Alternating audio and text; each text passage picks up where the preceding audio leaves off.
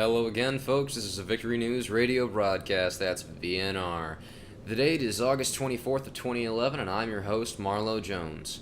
Today's story is technology and the downfall of the U.S. empire. Now, almost everyone has heard of Fahrenheit 451 and the dystopian world portrayed within, where books and art are treated as contraband and the ideas behind them are even more dangerous to those in positions of power.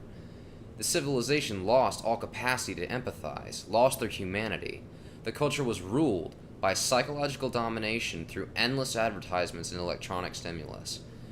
But how close is this to what we have in the current United States? Too fucking close, friends. As most of you have heard, the Borders bookstore chain has officially gone under. What does that have to do with Fahrenheit 451 other than the decline of books? This is what I call hinge industry. Businesses that rely on other businesses or markets. The publishers and printing presses that supplied Borders with new books have taken a serious hit with its closing.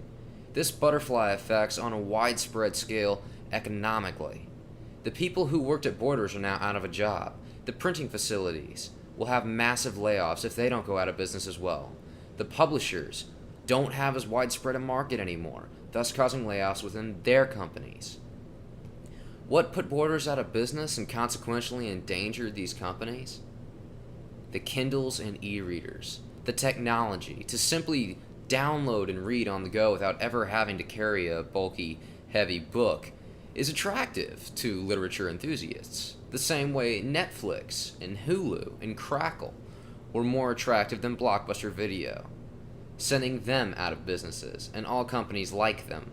The same way Amazon eliminated or co-opted smaller independent websites.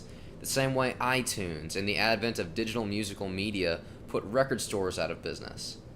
Technological advancement is, at this point, killing the U.S. economy. It focuses on convenience. Most of you will dismiss that convenience as just good marketing, because as a culture we always have. This is, in a respect, market Darwinism. One business will crush another because it's better, quotey fingers, or more fit and better equipped to survive in the modern market. In truth, these convenience-based businesses were no better than, or are no better than, their predecessors. They appeal to the American lifestyle, the lazy, maximum bang-for-the-buck lifestyle. Why is the ability to handle everything you want from home bad? Some might say, Jonesy, you make no sense. If we don't have to leave the house, we don't need to use fossil fuels, which is better for the environment. But it's terrible for people on a psychological level. Which brings me back to Fahrenheit 451. If we don't ever leave the house to do more than go to work, we lose our personal skills. The ability to make good relationships and the concept of customer loyalty goes away completely. And eventually so will empathy. And that may sound like a stretch, but this isn't. When you buy, download, stream music and videos online, you aren't dealing with a person, you're dealing with a browser. At the moment, even I have to say this sounds like bullshit, but over time, what will happen to this culture?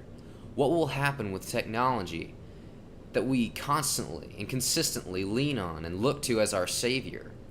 Even archive quality DVDs only last 10 years before data begins to corrupt. A standard flash drive or portable hard drive only lasts 2 to 5. If we abandon books altogether, over the generations, Kindle files will inevitably corrupt. And then we've lost our written history forever. The ending of Fahrenheit 451, spoiler alert, was the protagonist Montag looking back at the city being destroyed and being told that it would be up to him to remember, up to him to memorize great works so someday they could be rewritten. This was not a happy scene, folks. Let's avoid living it ourselves. Anyway, that's just some food for thought. This has been a VNR broadcast. Good night and good luck, folks.